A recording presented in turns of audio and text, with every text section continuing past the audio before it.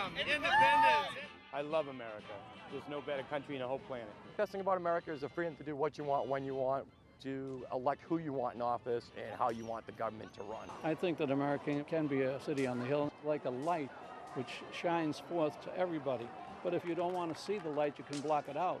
I think advancing democracy and freedom in the world is a vital thing for the United States to get involved in. I think we were put on this planet just to do that. The United States should step in when people are being killed. With genocides that have happened in the world, I think we have a responsibility to do something about it. Most of the Iraqi veterans that I meet coming home are not too concerned on why the United States sent them there. They have a job to do, and that's to be a soldier. This town has always been a place where young men, and now maybe young women, go into the military after high school. I'm Albert Thompson, and I served both in World War II and the Korean War. I was on General MacArthur's staff in Tokyo. We were running the occupation of Japan and also of Korea. And I was sent by the general into South Korea. It is, I think, a model for how you work with people, first running their government for them, and then finally retreating until we were on the sidelines, and now they're in full command of their own country. People have a right to choose for themselves. You know, we are not the makers of any regimes. I think the greatest misconception about the American people is that they want to impose themselves on their way of life and their values on people in other parts of the world. Americans think most people around the world would want to be like us. We don't have to impose our will on them, nor do we want to impose our will on them. America very well should be teaching by example. Many of the things of the present administration that have gone so awry is because they have not done that. The danger is that you go out into a world that does not have your same set of ethics or your sense of democracy, and you try to, I suppose it's imposed militarily. Well, it will not work. Most Americans say promoting democracy is a good idea, but when you ask Americans to rate promoting democracy as a international goal, it's at the bottom of the list. $3 trillion American dollars have been spent in Iraq. That is fantastic when you consider our needs in education, in health, in infrastructure building that we need. We have needs of our own. We're at war. We're at war because we were attacked on 9/11.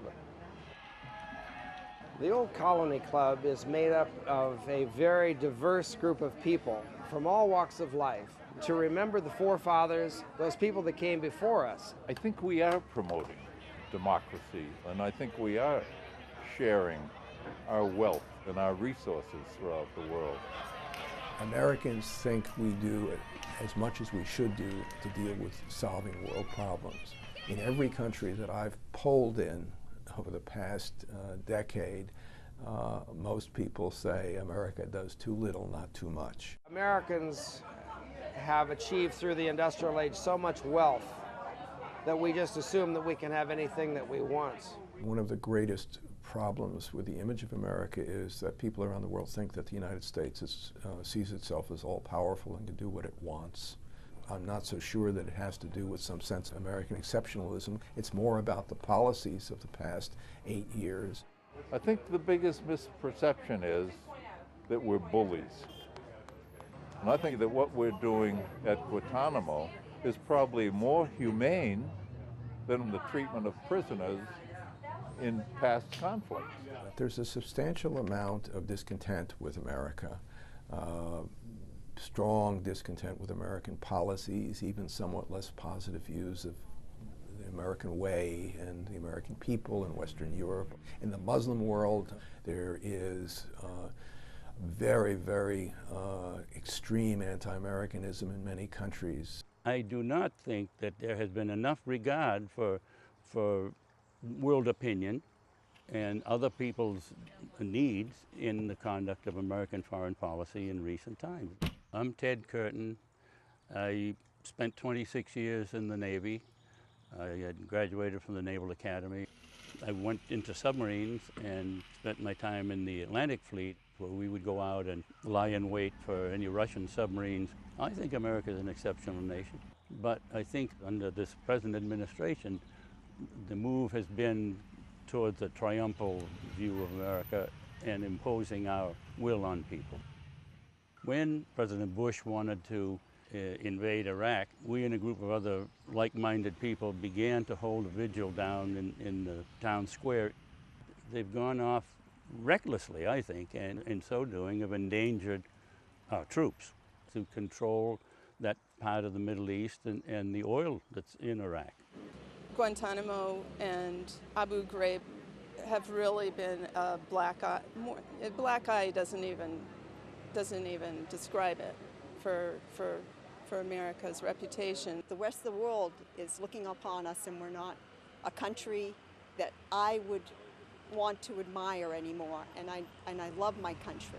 The election really is about getting America back on track, and I think Obama can get America back on track to capture its fundamental ideals. Father, we thank you that you are the author of liberty, and we thank you that you had a role in bringing liberty to these United States. I don't endorse a candidate from the pulpit. We preach the values that we think are accurate and let people choose who they believe is the best candidate. We have a lot planned here in this Sunday that's going to mix together the proclamation of the exaltation of Jesus Christ as King of Kings and Lord of Lords. Amen. And his influence in the beginning of this nation. And God makes not only individuals, he makes nations. In other words, ladies and gentlemen, before God said, "Let there be light," he saw in his mind the United States of America stretching from sea to shining sea and from the Gulf of Mexico to the Canadian border. He saw us. America as a chosen nation among the nations of the world can be dangerously interpreted, I think, when it is separated from its service dimension into thinking that everyone should be like us in the whole world and trying to impose a kind of government that is not appropriate in some areas of the world. I don't know that evangelicals have been the greatest supporters of military action in the Middle East.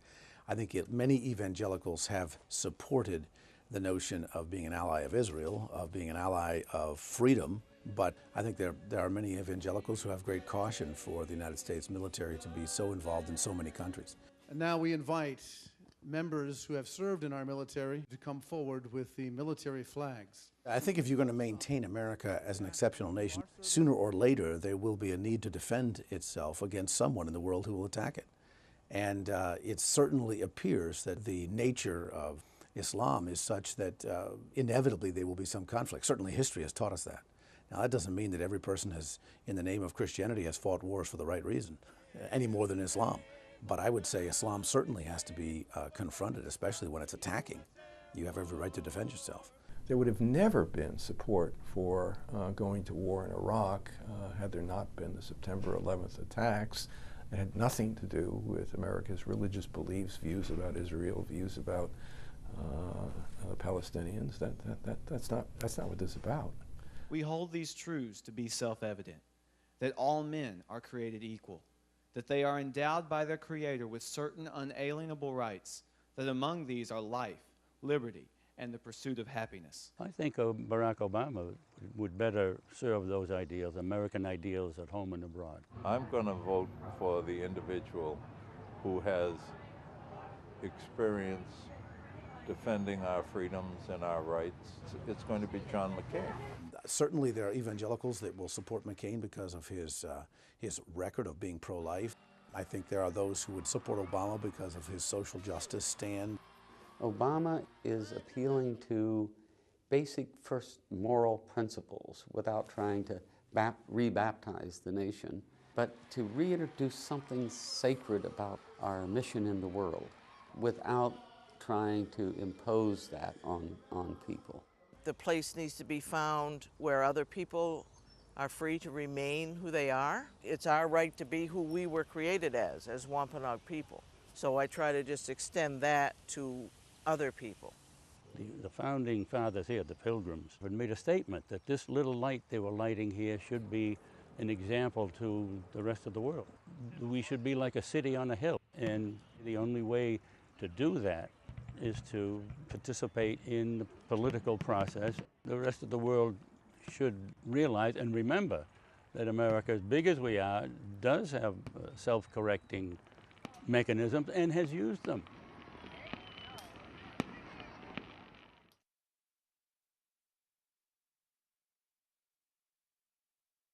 Thank you for joining us. I'm Rida Fakhri.